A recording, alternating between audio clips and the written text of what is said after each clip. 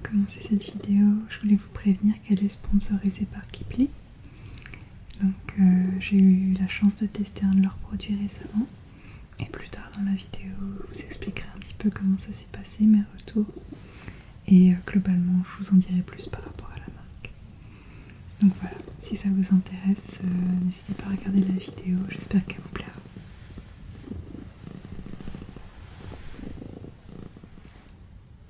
Bonsoir tout le monde et bienvenue dans cette nouvelle vidéo. Ce soir, je voulais vous faire une vidéo un petit peu différente de d'habitude en vous parlant un petit peu de ma routine du soir et voilà, vous dire un petit peu comment j'arrive à bien me préparer pour une bonne nuit reposante et quelles sont mes petites habitudes globalement par rapport au sommeil, voilà, à mes petites soirées à la maison.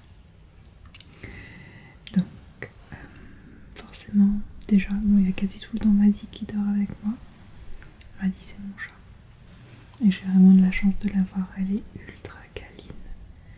Et peut-être un peu trop câline parfois, mais elle dort quasi tout le temps avec moi et c'est vraiment trop un bonheur de l'avoir, quoi. Ça fait vraiment du bien. Sinon, qu'est-ce que je fais tous les soirs?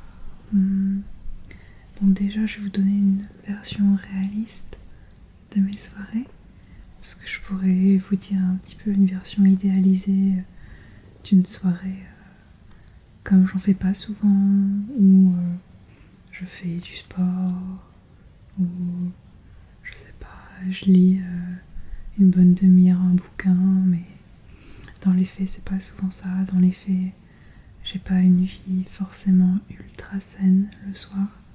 Je sais que si je suis 100% réaliste, je suis beaucoup sur mon téléphone. Des trucs comme ça, je m'en vante pas spécialement. Mais il y a quand même des petites habitudes qui font du bien, que j'ai dans ma routine, que je vais vous présenter maintenant. Déjà, en ce moment, j'aime beaucoup une tisane.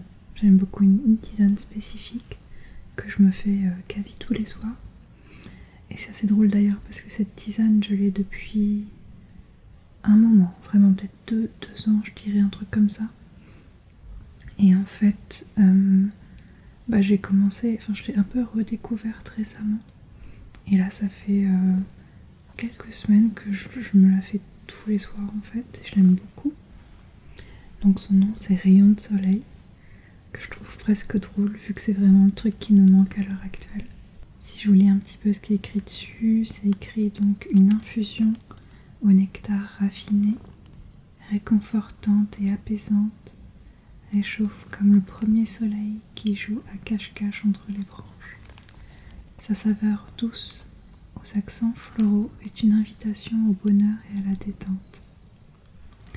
Et dedans, donc, on a des feuilles de framboisier, mélisse, pétales de souci, feuilles de noisetier, pétales de bleuet, pétales de tournesol, fleurs de tilleul, monarde, et je crois que c'est tout.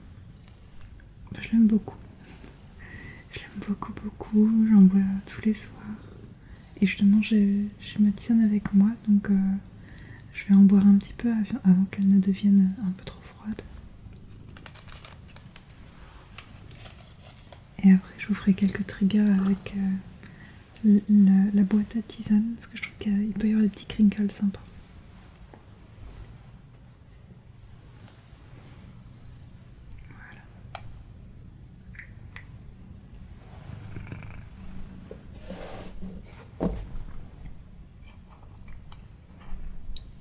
Je m'excuse si le son n'est pas très bon, vu que c'est un setup un peu particulier, les micros sont un petit peu loin de moi, donc j'espère juste que ça ira. Au pire, je la retournerai et vous ne verrez jamais ça. Mais ouais, surtout en hiver, je trouve que j'ai quelques petites habitudes. Déjà, donc à la tisane en ce moment, mais en général, l'hiver, je bois pas mal de tisane le soir, j'avoue. Il y a aussi, en ce moment, j'aime bien prendre un peu de pain d'épices le soir, mais pas n'importe lequel, le rond. j'ai envie de dire l'allemand, je crois que ça vient de Nuremberg spécifiquement. Cette forme-là, je veux dire. Mais je l'adore, je l'aime beaucoup, beaucoup. Et là, j'étais en Allemagne il y a quelques temps, donc j'en ai profité pour en ramener un petit peu. Et j'essaie de me réguler, j'en mange genre 1 ou 2 par soir. Donc voilà, j'ai mon petit bout de pain d'épices avec moi que j'ai déjà croqué d'ailleurs. J'ai pas attendu.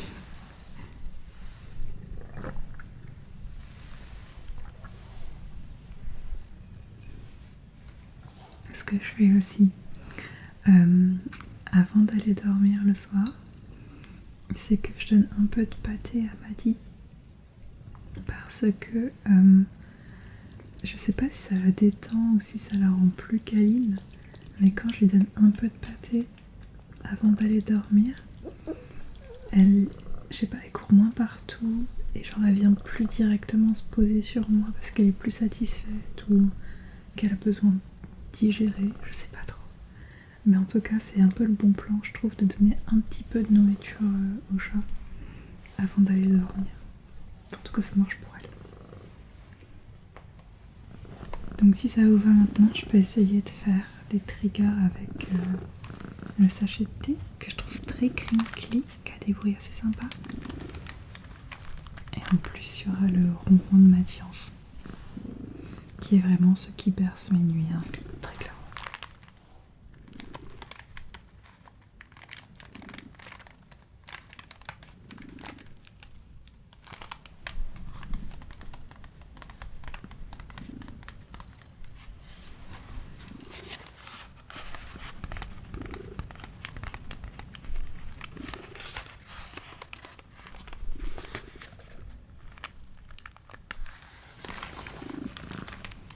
J'essaye, je trouve que c'est un peu compliqué de faire les triggers avec celui-ci.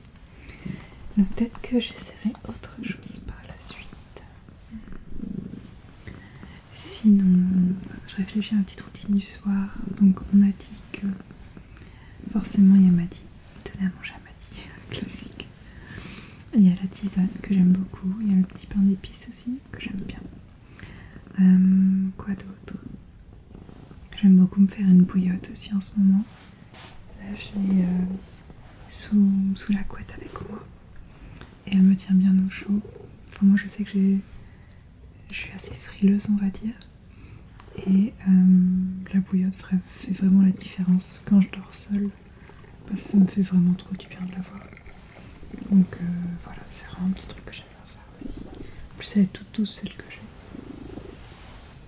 Elle est vraiment très bien et je pense que j'aurai quelques bruits d'eau que je peux vous faire avec ça. Mais ouais, genre elle est vraiment très très sympa, très très douce. Je compare avec Maddy, elle est aussi douce que Maddy. Ouais, donc c'est assez dingue, hein, c'est assez fou. Elle ronronne pas. Ouais, en vrai c'est vraiment, si t'as pas de chat, bah genre prends une bouillotte parce que la seule différence c'est qu'elle ronronnera pas. Mais elle tient au temps chaud, elle est toute douce aussi. L'avantage c'est qu'elle mange pas. Elle a juste besoin d'eau chaude, vraiment c'est tout. Je vais essayer les bruits d'eau, on va voir.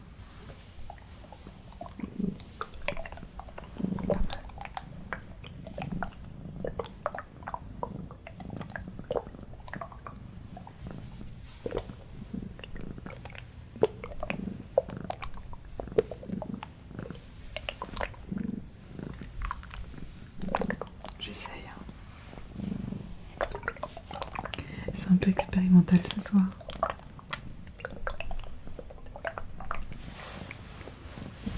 Maddy semble intriguée aussi. Mais ouais, bouillotte, c'est vraiment dans mes habitudes aussi, donc c'est pas tous les soirs que je la sors, mais quasi, vraiment. Quand il fait froid, ça me fait du bien. Il y a ça. J'ai reçu récemment un petit spray que là j'utilise quelques fois, pas très souvent, mais un petit peu. Et c'est ce petit spray là, Unwind. Donc c'est censé être un brumisateur, enfin c'est pas un brumisateur, c'est une sorte de brume de lit on va dire, qui aide à la détente on va dire. Donc c'est plutôt sympa, Et l'odeur me plaît bien. L'odeur c'est eucalyptus, lavande, ylang ylang. Et c'est écrit Room and Linen Mist. Donc c'est ça, c'est vraiment une petite brume qu'on peut mettre voilà, pour nous détendre. Donc je l'utilise pas souvent. Elle n'est pas exactement dans ma routine du soir. Je pense pas souvent encore parce que c'est un produit dont j'ai pas l'habitude. Mais voilà, je trouve ça assez sympa comme petite chose. Maddy.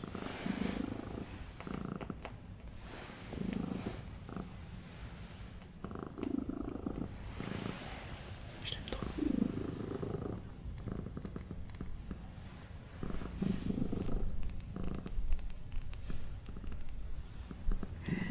Mais ouais, elles sont très bons. Et donc voilà, j'aime bien l'utiliser même si je fais attention par rapport à Maddy. Parce que je crois que c'est avec des huiles essentielles et ça fait pas forcément bon ménage avec les chats. Donc j'en ai pas beaucoup et j'en mets pas comme Maddy à côté par exemple. Voilà. Maintenant, comme je dis tout à l'heure, si on est réaliste, à l'heure actuelle je lis très peu. Genre il y a des livres qui me plaisent et que je lis parfois quand je suis dans le train ou dans les transports en commun. Mais le soir, j'ai beaucoup de mal à me décrocher des écrans et en vrai, j'y passe énormément de temps. Que ce soit pour discuter avec des gens parfois, ou juste pour être sur les réseaux sociaux. J'ai un peu de mal à m'en défaire. Mais récemment, on m'a envoyé un livre, qui est un livre pour enfants à la base, d'une histoire que j'aime bien. Et je pensais vous en lire une partie, si ce n'est la totalité, vu que c'est pas un très long livre et que ça peut vous aider à vous endormir. Donc je me dis que ça peut être sympa d'en lire un petit peu. En fait, c'est un truc que j'ai reçu à ma boîte postale, que j'ai depuis quelques mois. Et c'est quelqu'un qui me connaît bien qui l'a envoyé. Parce que j'en ai déjà parlé dans une vidéo précédente, mais je pense que tout le monde ne le sait pas forcément, mais un de mes films préférés, c'est Podane de Jacques Demy, qui est une comédie musicale des années 70, si je me trompe pas. Et on m'a envoyé le livre Podane, voilà, le livre pour enfants, Podane. Et j'en suis très contente, parce que je crois que je l'ai jamais lu en fait. Donc c'est peut-être pas la version originale, ça doit être une version simplifiée pour enfants. Mais moi ça me va très bien. Ça me dérange pas du tout. Et je me dis que ça pouvait être sympa d'en lire un petit peu avec vous. Et évidemment, si vous aimez les comédies musicales, si vous aimez comment dire, en fait j'ai un adjectif pour décrire le film Podane et ce serait camp.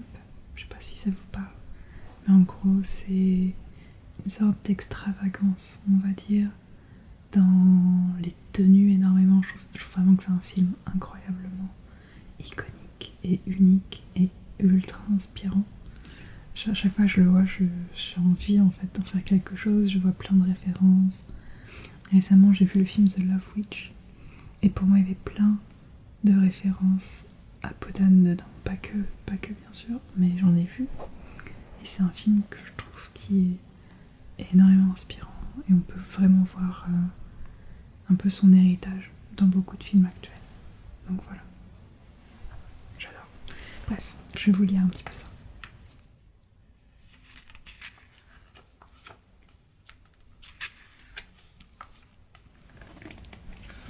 Ok, c'est parti. Il était une fois un roi aimé et respecté de tous, qui passait pour le plus heureux des monarques. Son bonheur avait été augmenté par son union avec une princesse aussi belle que vertueuse et par la naissance d'une fille dotée de tous les charmes et de toutes les grâces. La magnificence régnait dans son palais. Les ministres étaient sages, les courtisans vertueux, les domestiques fidèles, les écuries remplies des plus beaux chevaux du monde. Mais ce qui étonnait dans ces belles écuries, c'est que, au lieu le plus apparent, un âne étalait ses longues oreilles.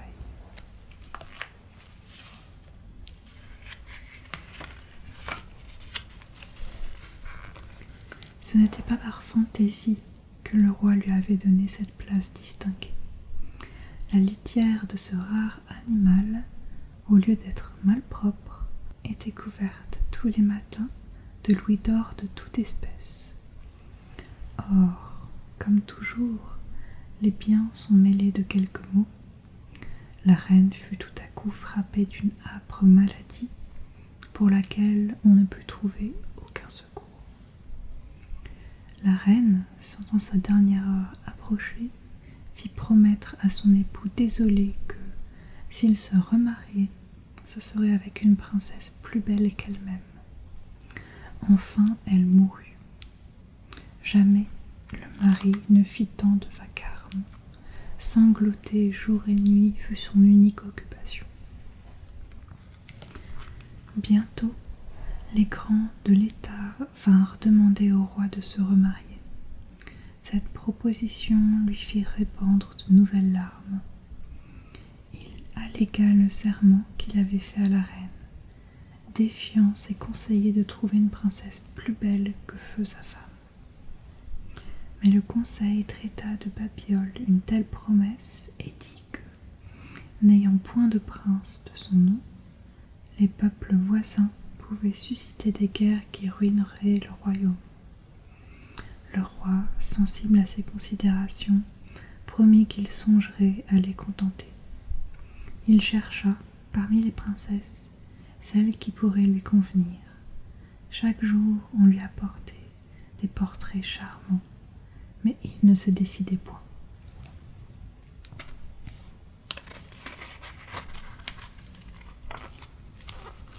Malheureusement, l'infante, sa fille, était non seulement belle à ravir, mais elle surpassait de beaucoup la reine, sa mère. Sa jeunesse enflamma le roi d'un feu si violent qu'il résolut de l'épouser puisqu'elle seule pouvait le dégager de son serment. La jeune princesse se jeta aux pieds du roi et le conjura de ne pas la contraindre à commettre un tel crime. Mais le roi fit ordonner à l'infante de se préparer à lui obéir. La jeune princesse, atteinte d'une vive douleur, alla trouver la fée des lilas, sa marraine. La fée, qui aimait l'infante, lui dit que rien ne lui pouvait nuire si elle exécutait fidèlement ce qu'elle allait lui prescrire.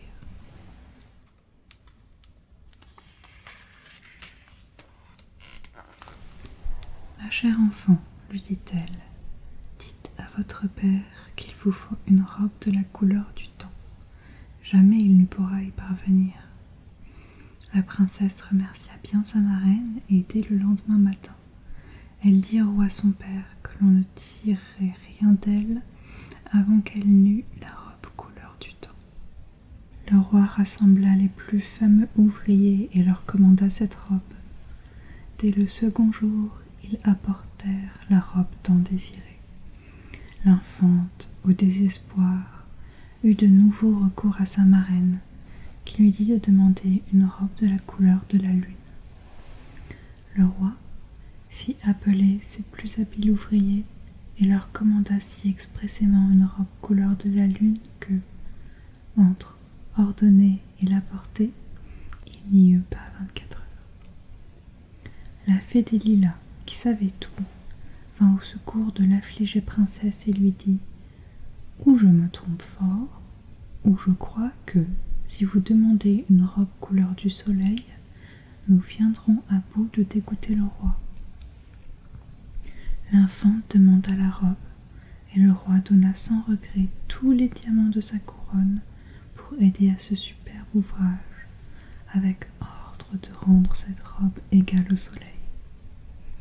Aussi, dès qu'elle parut, tous ceux qui la virent furent obligés de fermer les yeux tant ils furent éblouis. Jamais on n'avait rien vu de si beau. L'infante était confondue, et, sous prétexte d'en avoir mal aux yeux, elle se retira dans sa chambre, où la fée l'attendait. Il vous reste une dernière ressource, dit-elle à l'infante.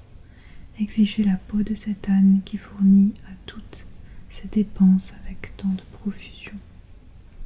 L'infante, qui pensait que son père ne pourrait jamais se résoudre à sacrifier son âne, vint le trouver et lui exposa son désir. Le lendemain, l'âne fut sacrifié et la peau apportée à l'infante, qui s'allait désespérée lorsque sa marraine accourut. « Ma fille, enveloppez-vous de cette peau, sortez de ce palais et allez tant que terre vous pourra porter. Voici ma baguette. Il vous suffira de frapper la terre pour en faire sortir vos costumes, mais hâtez-vous de partir. » Je crois que je vais arrêter là, comme ça il y a un peu de suspense. Et puis si vous voulez savoir la suite, il faudra soit regarder le film, soit lire le livre. Mais c'est un conte que je trouve très intéressant sur beaucoup d'aspects. Déjà, comme vous l'avez vu, en gros c'est l'histoire à la base d'un roi qui veut épouser sa fille. Et c'est un sujet sensible. Voilà, donc si vous n'êtes pas à l'aise avec ce genre de sujet, passez peut-être 1 ou 2 minutes. Mais je trouve ça très intéressant, n'empêche qu'il y a un conte qui parle d'inceste d'une façon très douce quand même. Enfin, je trouve que il n'y a rien de graphique, mais il y a quand même... c'est quand même difficile à aborder avec les enfants. Et c'est un des rares contes que je connaisse qui en parle. Donc voilà, il y a déjà ça. Mais c'est pas forcément pour ce sujet-là que le conte me plaît, c'est vraiment parce que le film pour moi a été vraiment retentissant. Et là, les 3 robes, je suis contente d'avoir lu ce passage-là parce que la robe couleur de temps, de lune et de soleil, si vous n'avez pas vu le film, je vous laisse imaginer comment on peut montrer ça au cinéma. Comment on montre ça au cinéma quoi. C'est assez fou. Et je trouve que c'est extrêmement ingénieux comment ça a été fait dans le film, en sachant en plus que ça date des années 70 quoi. Donc c'est assez vieux. Mais pour autant, je trouve que ça reste ultra poétique et magnifique. Donc voilà, j'adore ce film. Je suis trop contente d'avoir le livre. Et voilà, j'espère que ça vous a plu. Maintenant, qu'est-ce qu'il y a d'autre dans mes routines ? Bon, forcément, je mets des réveils pour le lendemain. Ça, c'est un peu basique. Même si parfois j'ai du mal à me réveiller à cause de Maddy, encore une fois. Parce qu'elle reste avec moi toute la nuit et le matin. Elle ronronne de plus belle. Et c'est trop dur de se lever quand il y a Maddy qui est vraiment posée juste à côté de mon oreille et qui ronronne. C'est vraiment déchirant en fait de la laisser. Donc parfois je reste un peu plus longtemps à cause d'elle. Il y a aussi ma routine skincare que j'ai hésité à vous montrer. Je sais pas trop si ça vous intéresse. De toute façon là en termes de timeline, quand je mange encore du pain d'épices, donc là je me suis fait tisane pain d'épices, c'est seulement après que je vais dans la salle de bain me débarbouiller, me faire mes petits soins de peau et me brosser les dents évidemment. Donc tout ça normalement c'est après que je le fais. Et voilà, je pensais pas trop aller dans le détail. Juste si ça vous intéresse à l'heure actuelle le soir, je mets soit un sérum vitamine C ou un sérum acide hyaluronique. Ouais, je crois. Je mets ça, puis crème hydratante. Et c'est globalement tout ce que je fais à ma peau. Je la nettoie avant, bien sûr. Mais c'est tout ce que je fais, vraiment. Et voilà pour tout ça. Après, c'est la phase du lit, du dodo. Et je pense que c'est maintenant que je vais en profiter pour vous parler du sponsor. Parce que, en fait, la marque Kipli, qui est une marque franco-italienne de literie et de mobilier, eh bien, elle m'a envoyé un matelas de leur collection. Et c'est un matelas, en fait, en latex naturel, 100% fait avec des matières naturelles, donc c'est une qualité irréprochable, que ce soit en termes de conséquences environnementales, en fait, de leurs produits, c'est ultra clean. Par exemple, donc là pour le matelas, l'extérieur, en fait la petite housse qu'on a, Elle est faite en coton bio, donc déjà c'est une ressource voilà, très durable.